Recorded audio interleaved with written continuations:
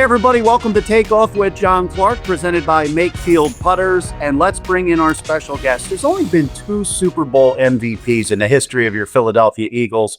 Jalen Hurts, of course, and this man, the first one, Nick Foles. Good to see you again, Nick. Good to see you, John. Yeah, and Nick, you're coming back to Philly the day of the season opener, a big party at Brooklyn Bowl, presented by DraftKings, a free ultimate kickoff party. You're going to be there with T.O. and some other legends. But I first want to start with the whole fact of, what this Eagles team is going through now after winning the Super Bowl, being Super Bowl MVP. Do you put extra pressure on yourself? Do you feel extra pressure? Because, of course, Eagles fans, they would love to see another one. Yeah, they would. I think the big thing going into this season, just what I learned throughout my career, is that prep week. So what's so important as a player is having that rhythm. I mean, you have so many weeks throughout the season. It's a long season. So what does that preparation week look like for your film study, for your recovery, for your weights, for your practice, all that, and just hyper focus on that. And then that'll sort of block out all the other things, all the pressures. I mean, even leading up to the Super Bowl, February 4th, 2018, the 2 weeks, we could have had all the pressure in the world, but we just blocked out everything outside our facility or where we were practicing in Minnesota, and we just focused on what we had to do. And it eliminated all the distractions. And then going into the game, you were just so locked in on all your execution. And then, after you win or lose a game, you deal with the emotions of it and you move on. But I think going into the season, it's a new season. There's going to be a lot of energy. There's going to be a lot of nerves. There's going to be all these different things because your last game was the largest mountaintop experience you can experience as an NFL player. Now you're starting the season. It's awesome you get to play the Cowboys, right? When you're raising the banner, it doesn't get much better than that. But I think just, through the first 4 games of the season, you're just acclimating. So the quicker they can lock in and get those nerves and just locked in on this season, the better. And you have a podcast. It's Dad Season. And you said you think this Eagles team is better equipped to repeat than your team 2018. Why did you say that? Why do you believe that? The big reason is we're just different teams. In the sense of the year we won in 17 and 18, that season, we had so many injuries. We had so many guys in the training room that were Pro Bowl Hall of Fame players. So we had a lot of guys step up. A big part of that season was those guys in the training room staying a part of the team, because there's teams that you'll be on when they're in the training room on IR. You don't really see them again. They'll just go do their work, or they'll even do their training or their rehab somewhere else, and you won't see them much. But that year, those guys were a part of the team. They were always around. They were helping. Carson was still coming to all the QB meetings and being a part and giving his insight. And that's what made our team special that year. This last year, winning the Super Bowl, they won it with the guys that they paid, their franchise guys, the guys that are on all the posters. Those were the guys in the Super Bowl that were making the plays. So they get to build off that leadership, that young roster of leaders going in this season. So I mean, they have a really awesome opportunity at repeating because they know the identity of who they are. They're not having to switch players in and out. They won it with those guys. So I'm excited to see what they do this year. Now, a lot of people, Nick, have said, hey, last year the receivers and the passing game, it kind of sacrificed for Saquon Barkley because they had something special going with the offensive line. Saquon, historic season. Do you think this year they will still run it with Saquon as much, or do you think they're going to pass a little bit more? I mean, obviously you're going to be running with Saquon, with that elite running back, with what he did last year, and honestly, the O-line and how they work, and Coach Stoutland has those guys dialed in. They're going to be running the ball, but what people don't realize is, Jalen Hurts, not only can run it, he can throw it really well, and then you got A.J. Brown and Devontae Smith. You got 2 of the best receivers in the NFL on that roster. That is a very dangerous offense, and I know defensive coordinators on the other side of the ball are freaking out on, what do we stop? Do we make Jalen throw it? Okay, let's stop Saquon and make Jalen throw it. Well, Jalen's going to take it apart. Or we're going to stop the pass game. Well, they're going to run it all over you. So in the Eagles, with their staff, they're going to blend it. It's going to be really hard to stop. It's the greatest team sport in the world. So I think it's a very dangerous Eagles team going in this season. And what does that say to you about A.J. Brown and the other guys, Dallas Goedert? They all said, we're kind of taking a little bit of a back seat last year because we see the special play of Saquon Barkley, how special he is and what is working. And they also said, because he's such a good locker room guy and a good teammate, hey, we're going to let you run the show. Yeah, I mean, you see that clip of Saquon when he can break the NFL record, and he realized it's about the team. You know, he had an opportunity to do that, but he realized it wasn't what was best for team, putting his body on the line and potentially getting injured before the next game, right? So that's what it's about. It's about you got to have a great owner, great GM, great coaches, all that. But when the locker room has that culture and a guy like Saquon leading the charge with that attitude, not only his work ethic, but being able to do that when you could break an NFL record is truly amazing. So that's a big reason why I say I use the word dangerous. They can do everything they want. I mean, you mentioned Dallas Goedert. I mean, not only that, you have an elite tight end that has a chance to be in the next couple of years potentially the leading yardage catcher in tight end history for the Philadelphia Eagles and taking over Zach Ertz, who was absolutely insane for the Philadelphia Eagles. They can do everything. They have everything there. It's just making sure that they're blocking out the noise outside the NovaCare facility and just focusing on the next game. And then, you know, just 1 week at a time, one day at a time, be in the moment. They know all these things. You can tell when Jalen Hurts talks, he's locked in. So I like what I see in the clips I see of him, and I'm excited to see Jalen play. And you went through this trying to repeat as a Super Bowl champ. Obviously, you get a tougher schedule. Everybody's gunning for you. What makes it so tough to repeat? What are the biggest challenges? I think a lot of times people forget that it's a different team. You don't have the same locker room. You don't have the same coaches. I mean, they lost Kellen Moore. So they're going to have a new play caller. It's a new year. There's been offseason, all these different things. So you're trying to find out what is your 2025 identity, right? It's not the identity from last season. You can build on what you did last season, but it's a different team. So the sooner they can find out who they are in 2025, the better. And that's what makes it difficult is if you have the expectations that you're just going in this year as the same as last year, it's not. It's a new year and you want to make this year special. And it's just owning that and finding out who you are. So I'm sure you take a look at some of these polls that are done, you know, quarterback rankings, all that is the talk of the offseason, Super Bowl MVP Jalen Hurts. And some of these polls, even Cam Newton, Chris Sims, anonymous polls from executives and coaches, not really putting Jalen in the top 7, top 8. Some of them don't even have him in his top 10. What do you think that comes from? Where does that come from? And why do you think that people aren't saying he is one of the top 5 elite quarterbacks in the NFL? I mean, I think the big reason they're probably saying is the year Saquon had.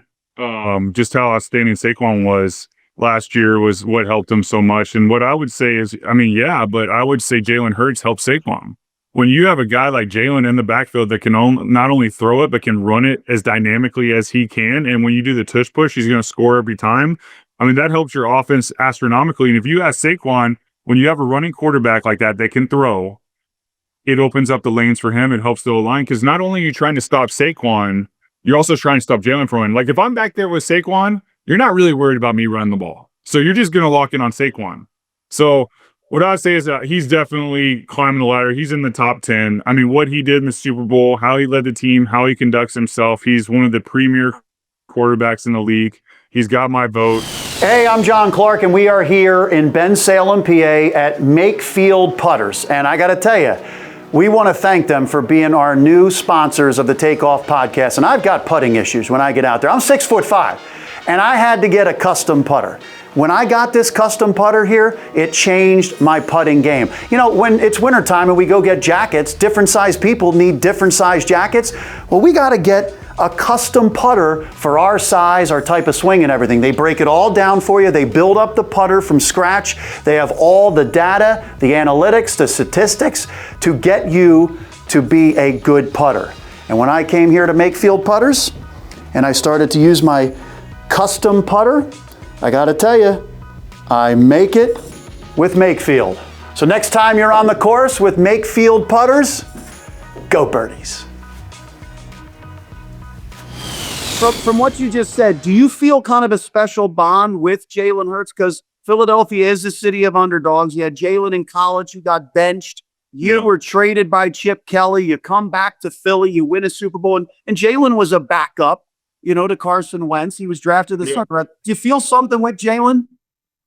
I can definitely resonate with like having the success in Philadelphia, winning a Super Bowl with him, but what he's doing there is just absolutely amazing. I mean, he's the franchise guy, he's the guy of the future. He'll be the quarterback there for the next decade.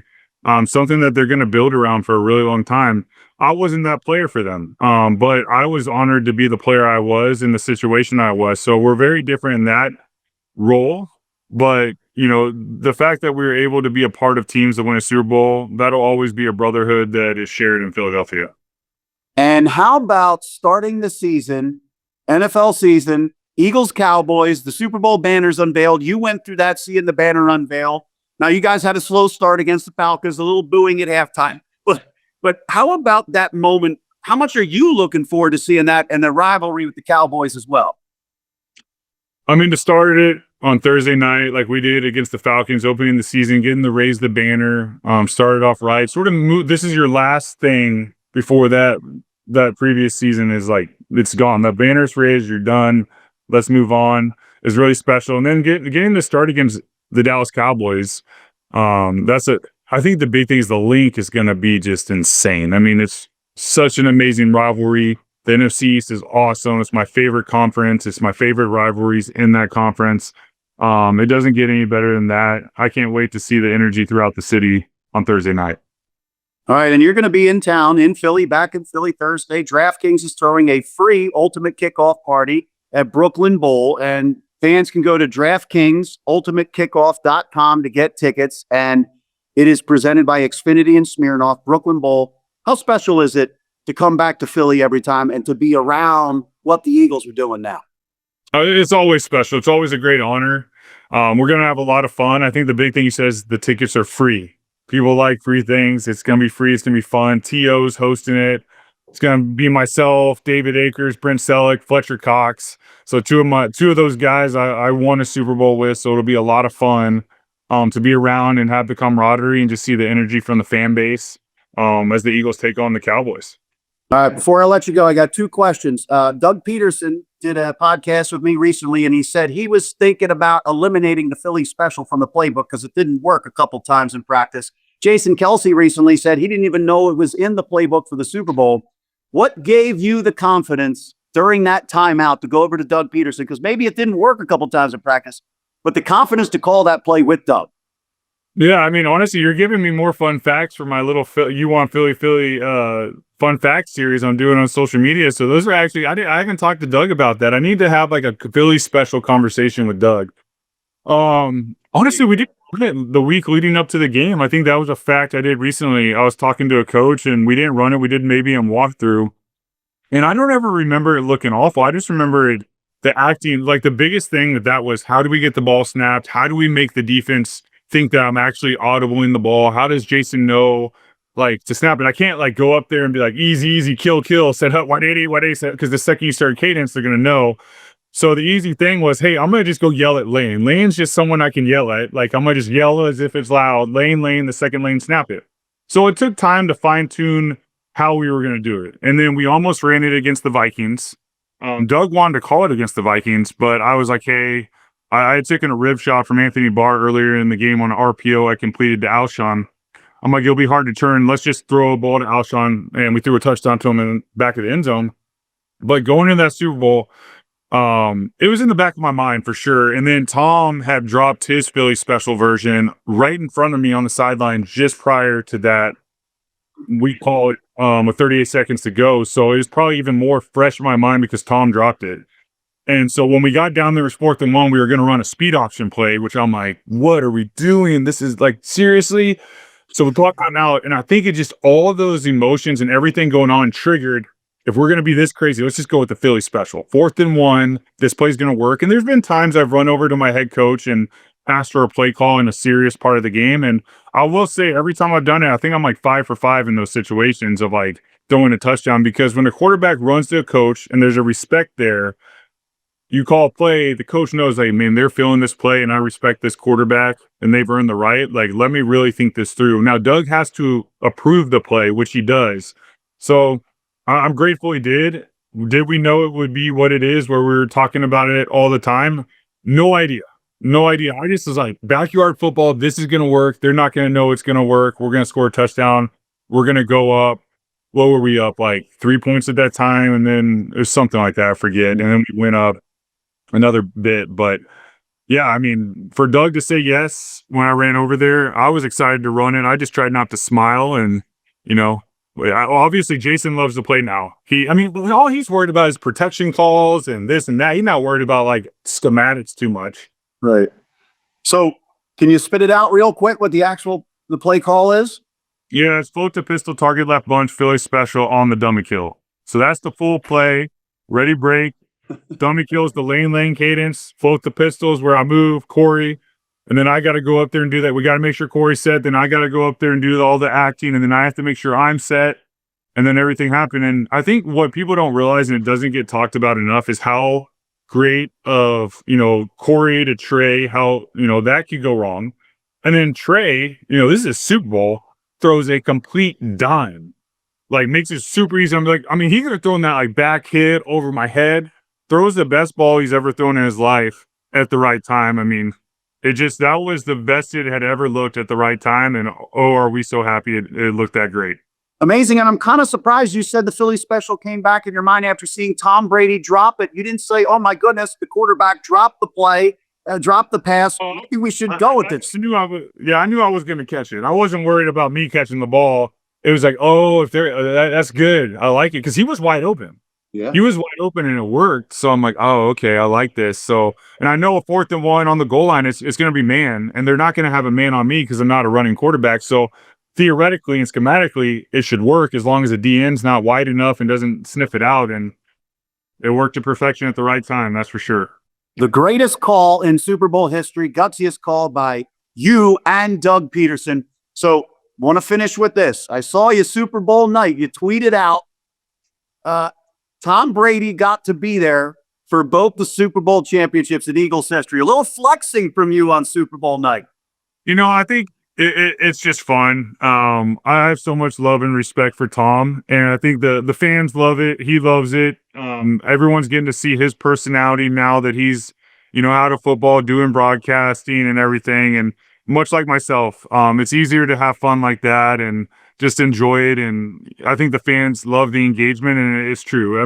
We're all competitors, and I was a basketball player, so basketball, you're always talking a little smack. Football, I was always so locked in and focused because of playing quarterback. So it was just a little jab at him to have a little fun, and he always gives a great response back. So who knows? I feel like there'll probably be more to come in the future, but we'll see. I love it. And Nick, look forward to seeing you back in Philly. DraftKings hosting the free Ultimate Kickoff Party. It is free at Brooklyn Bowl Thursday. And Diplo performing as well. That's going to be amazing. It's going to be a lot of fun, free tickets, a lot of Eagles players, Diplo. It's going to be a great time. Awesome, Nick. Thank you so much for the time. Good seeing you again. The greatest. Oh, mom, so flagrant.